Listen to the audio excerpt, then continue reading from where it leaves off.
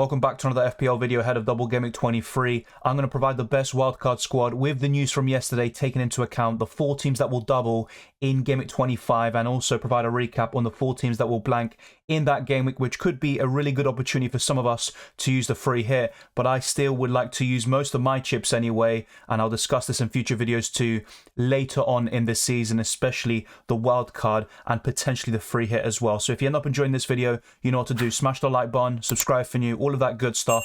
But let's get straight into this one and let's see what the best wildcard squad is. This video is being recorded early on the Wednesday, and we have one crucial game in the FA Cup. If Fulham are knocked out by Sunderland, then Fulham and Liverpool won't blank in Game Week 28. I'm going to discuss that very soon. But first off, what you see on screen, the Game Week 25 fixtures. We have 4 teams that will now double in Game Week 25. That includes Arsenal, who will face Leicester away and Everton at home. Liverpool will also double, facing Crystal Palace away and Wolves at home.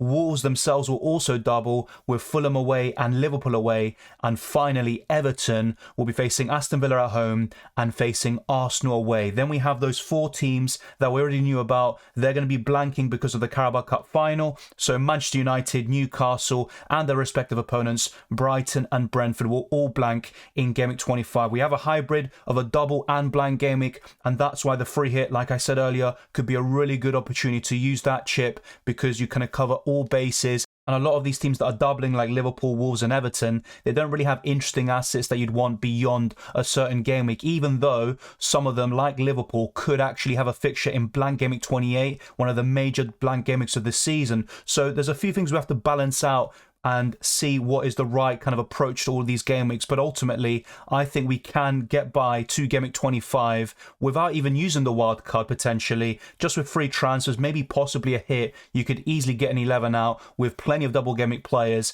and you also have a good squad before and after Game Week 25. So let's go back to that point that I mentioned at the beginning of this segment in regards to Fulham, Liverpool and blank Game Week 28. So like I said, if Sunderland beat Fulham at home, then Fulham and Liverpool won't blank in Game Week 28. However, if Fulham beat Sunderland, then one of Liverpool versus Fulham or Wolves versus Leeds will become a blank fixture in Game Week 28. But if Fulham just get eliminated now, that solves the issues. We know they won't blank in 28 alongside Liverpool. So keep that in mind, and that boosts the appeal of these Liverpool assets potentially, like Darwin Núñez, Trent, Salah, even though they haven't been producing the points lately, and Liverpool have been a shambles this season. The fewest points accumulated in 2023 of any Premier League club, with just a solitary point. An embarrassing kind of start to the year for them. They can start to turn things around, but at the moment I'm struggling to see where that's going to come from. So that is pretty much everything we need to cover with Game Week 25. Of course, a lot will also maybe impact Game Week 28 as well, with the FA Cup, which I just mentioned now. Let's go into the best wildcard team with everything taken into account. And of course, it's not going to be perfect. There's always going to be maybe a few disagreements, and there's always going to be some crucial players that are going to be left out. But ultimately, this wildcard squad will get you just fine until Game Week 30 even. You can cover multiple blanks like 25 and 28, not to mention doubles like 29 and 25. So you're going to be in good stead with this wildcard squad. As you can see on screen, I have 101.4 million to spend in terms of this wildcard squad. In terms of total squad value, it's 103.9 million. But let's start from the goalkeepers, work our way up, and later on I'm going to show you using FPL.team how we would approach not only Game Week 23, but also 24 and 25. Despite everything I just said, I would still go for the same goalkeeper pairing as usual with Kepa Arrizabalaga and Danny Ward. There is an argument to maybe go for the Wolves goalkeeper like Jose Sarr, Jordan Pickford, Raya, who I like a lot, but there's going to be pros and cons with all of those options. With Kepa, he's got good long-term fixtures, a high ceiling due to bonus points and saves potential. Chelsea are keeping plenty of clean sheets recently. They're starting to build the foundations from the back. And with goalkeepers like Raya and Pope, who in my opinion also make up the top 3 goalkeepers in the game, they also will be blanking in Game Week 25. So I think Kepa just ticks all the boxes. He's also scored the most points of any goalkeeper since the World Cup with 44, and I don't think anyone comes close, with the exception of Nick Pope and David Raya. 3 of the defenders in this wildcard squad are rather settled, but 2 spots are up for grabs, and we'll go into them later on. So with Zinchenko, I think he's the best Arsenal defender at this moment in time, but he's also the most injury prone, so bear that in mind. I like his bonus points potential, but more importantly, the assist they can provide.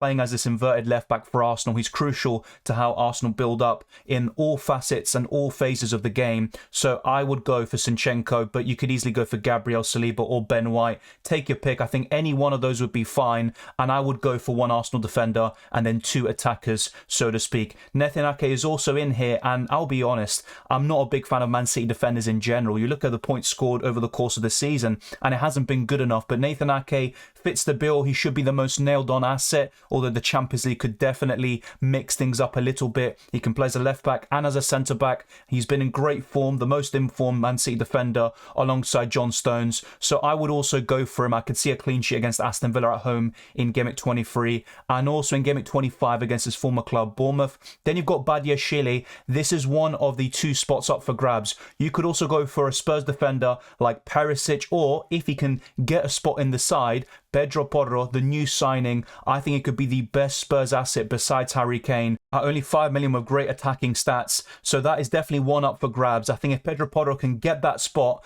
I would go for him over Badiashile and also just cover one from Chelsea defensively and also one from Spurs. So let me know your thoughts on that. Kieran Trippier will still remain here. You can bench him in Game Week 25 and we'll show you that very soon as well. And the last defender is Tarkowski, but you could also go for a Wolves defender. Now I think what kind of settles it for me is that Tarkowski definitely plays in blank Game Week 28 as well, but you could argue that Wolves defenders have a better chance of clean sheets in Game Week 25 with slightly easier fixtures compared to Everton and Tarkowski. And honestly, it's just a budget defender. You're mainly going to bench them in every single game week, but when it comes to a blank game week like 25 or 28, you can start these players. Obviously, Everton and Wolves will be doubling in 25, so they can make for good assets in the short term on a wildcard and also using free transfers. Now, some key omissions from this defence include Trent Alexander-Arnold or Robertson, who will have a double in Game Week 25, and they could also have a fixture in Game Week 28. But until I see an improvement in Liverpool assets defensively, I see no reason why to spend over 6 million, maybe even 7 million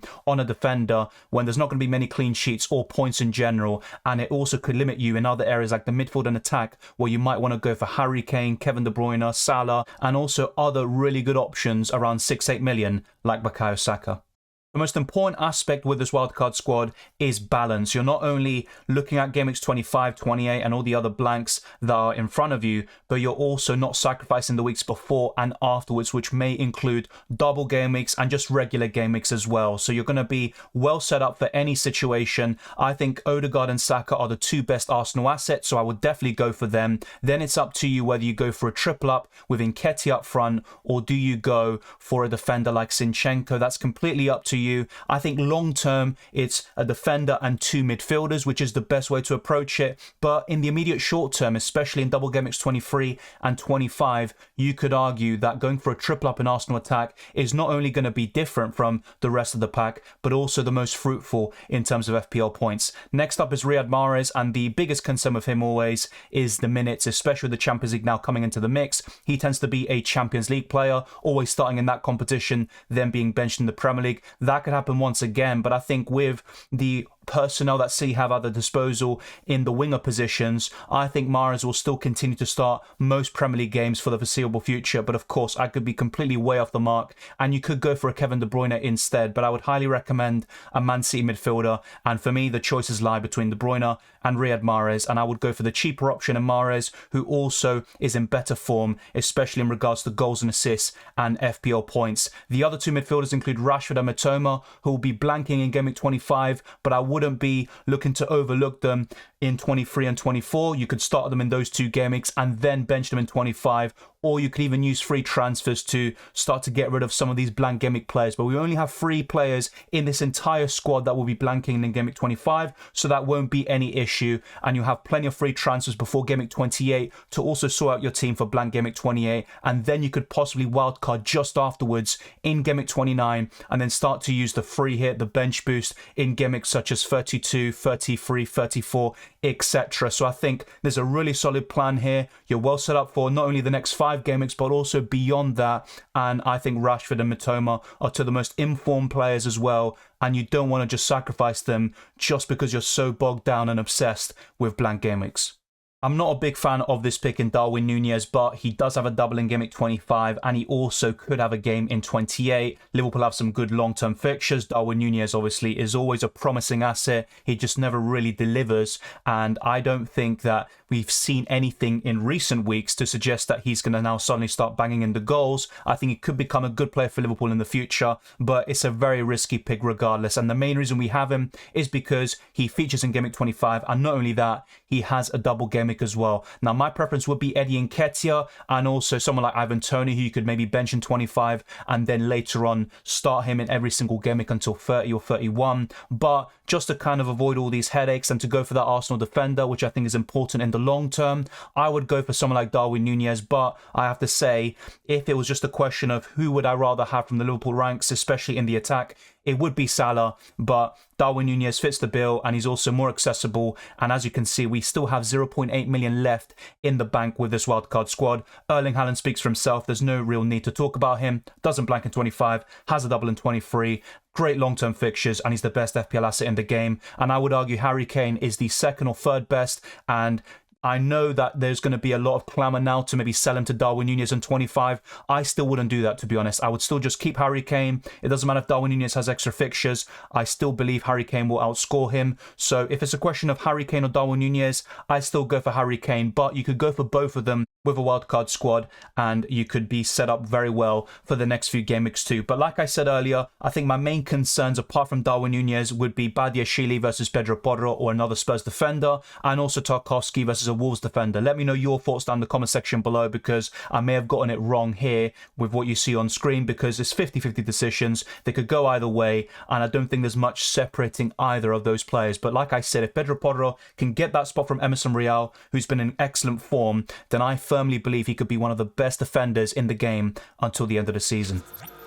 In Double Gameweek 23, I would opt for a 3-5-2 formation with Kepa Arrizabalaga in goal, Trippier, Zinchenko and Ake as the defence, Saka, Odegaard, Rashford, Mahrez and Mitoma completing the midfield, and then Harry Kane facing his favourite opponents in Leicester, and Erling Haaland up front. Darwin Núñez, Pedro Porro and Tarkowski will be on the bench. Like I said earlier, it firmly depends on if he can get that spot in the Spurs side. Otherwise, just go for Badiashile, or maybe just go for a Wolves defender as well. Instead of going for these Spurs or Chelsea defenders that I mentioned, Tarkowski would be last on the bench there. So that would be a firmly solid squad for Game Week 23. And really the biggest dilemma would be the captaincy potentially, but I would just go for Erling Haaland. In Game Week 24, I would go for something like this with Kepa in goal, Trippier, Pedro Porro and Ake in the defence, a midfield five of Saka, Odegaard, Rashford, Mahrez and Mitoma, then Harry Kane and Haaland up front with Zinchenko, Tarkowski and Darwin Núñez on the bench. I think that's fairly straightforward, although you might not want to bench certain players like Zinchenko and Darwin Núñez in this game week. Then in Game Week 25, which is the big one,